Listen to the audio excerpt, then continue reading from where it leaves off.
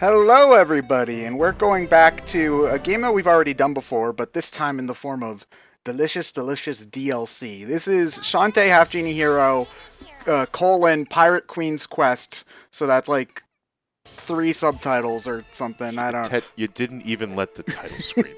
Well, the shorthand is risky mode, which is not a difficulty mode. But that's not the official name. Though.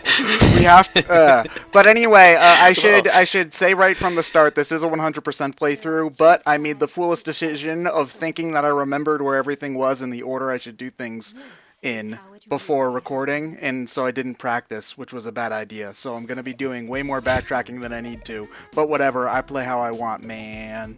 So the curse of all Metroidvania players who are doing things blind when they try to go off memory. If I don't figure an optimal route, this recording's gonna suck. It's good to know Roddy Tops is still taking advantage of the fact that she's already dead and therefore can't suffer back problems. I mean, she's always doing that. She never stops. Everyone else has a relatively sensible pose, and she's just constantly dancing. But, just so everyone knows, they're very unlikely to ever to do Friends to the End or Jammies mode. No, I think we should do Friends to the End at some point, but it's not just Jammies mode, there's 4 costume modes. There's Pirate, Mighty Switch Force, no, not Pirate, sorry, Ninja, getting that old 2003 internet argument started all over again. There's Ninja mode, Mighty Switch Force mode, Beach mode, which is the worst one, and Jammies mode. On top of Friends to the End, that's 5 more modes, because when we first did this game, it was brand new, and now all of the DLC is out. All of the backer stuff, I think, is available to everybody if you get the Ultimate Edition. It's on, like, every console ever known to man.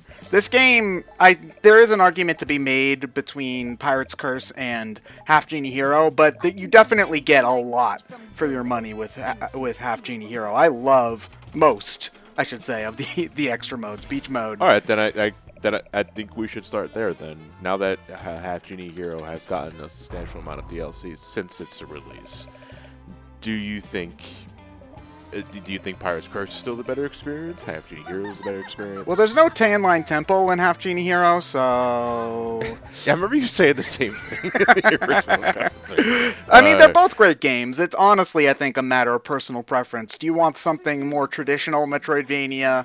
Do you prefer something more linear and straightforward? You know, like Mega Man. Yeah, you know, I think that's basically... It's a personal preference thing. I don't think one's necessarily better than the other because there's annoying things to both of them. I'm just, I'm glad that the game's done. It's got a really great scope. And now we can start wondering about the next Shantae game because I don't think that the series is going to slow down anytime soon. I think it's Way Forward knows that it's their most popular one. And when people are asking for your character to be in Smash Brothers, I think they know that they've got something good on their hands. So, yeah, I want a new Shantae game now, please. Thank you. Okay, I have a serious narrative question. Yeah. Why is the pirate trying to take over the world? Because she's greedy. She's power hungry. It's not what pirates do. I'm just saying. It's not what your pirates do. I mean, it does. The one story thing about it is that any character development that Risky had in Pirate's Curse is kind of just ignored, and she's back to just kind of being evil now. So, that's a thing, I guess. Yeah. Well, she never did say she would drop her ways. Yeah, but she was friendlier and whatnot. She grew a little more respect for Shantae, but she never stated that she was going to drop her ways. Yeah, that's... Well, you think it would at least alter the dynamic between them, but it doesn't really. Well, her plan's to basically murder all of the genies, so, For some undisclosed reason. Yeah, but, it's so... Like, she needs to murder all the genies in order to power the dynamo, I think is what's going on. So her plan's probably the most despicable in the franchise at this point. When you get right down to it, she was always going to be evil. I mean, she went right back to wearing her former pirate master's face as a chest plate. That's a good point. Less chest plate, more outright bra. The pirate, I'm surprised that the pirate master even minds. Okay, never mind. I'm not gonna go there. Anyway, risky mode is probably my favorite of all of the extra modes. Second place is actually probably Mighty Switch Force mode because that game really made me want a Mighty Switch Force 3.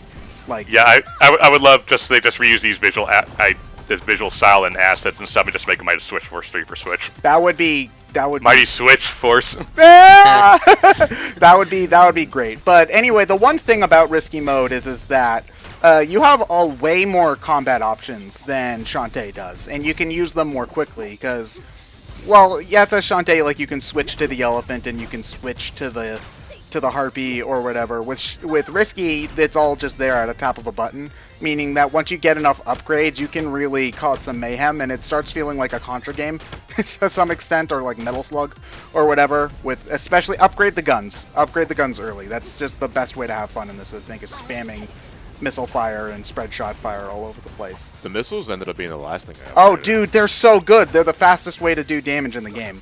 Like, Yeah, but I like spread no, shot. but spread shot doesn't home, John.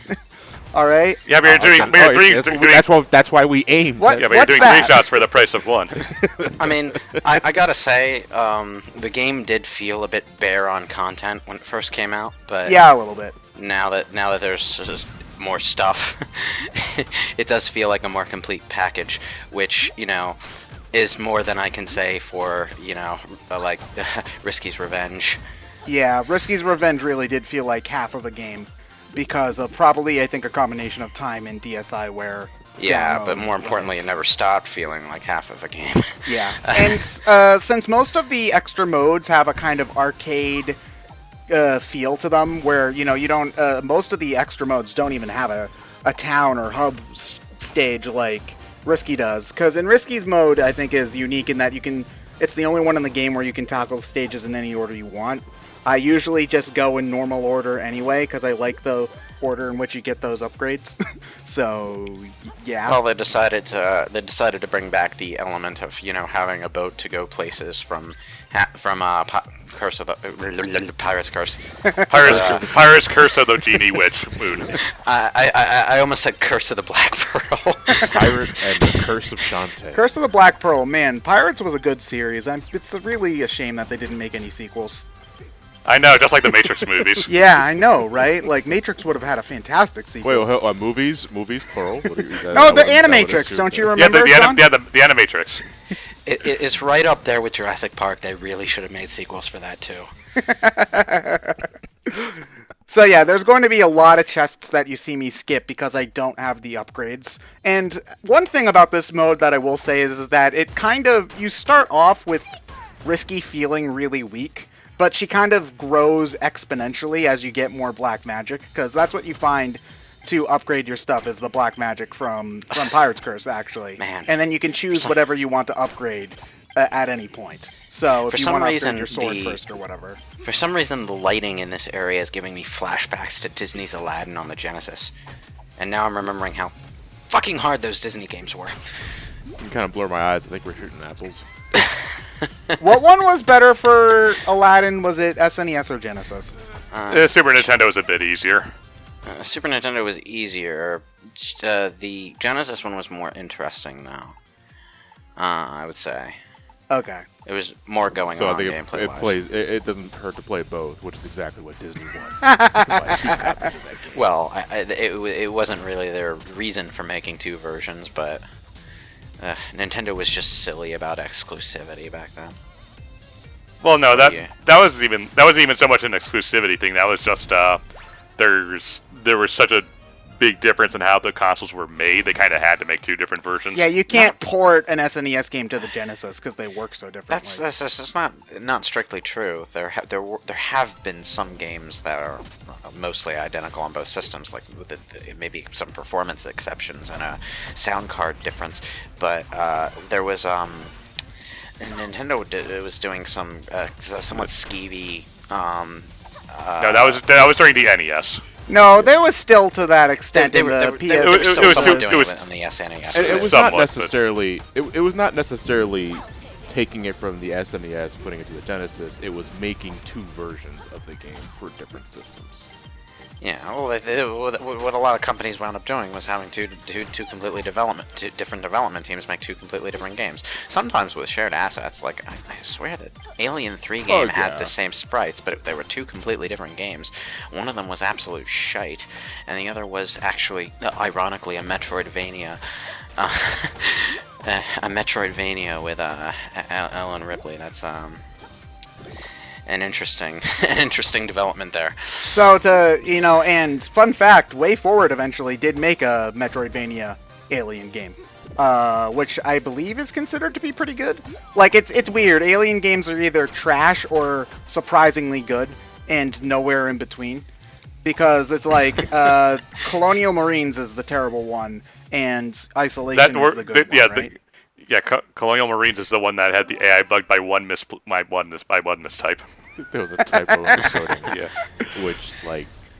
I mean, I get it. We're human. We all make mistakes. But it's like... Well, when you find that the AI is bugged, you then have to find the bug. And if it's one typo in all that code, I mean... It's going to be hard to track that has down. Such damaging repercussions. That's what bugs me up the most. Remind me, why is Risky fighting her Tinkerbats? They started pillaging without her. That's the literal explanation, is she's mad because they started pillaging without her, and she's angry at them.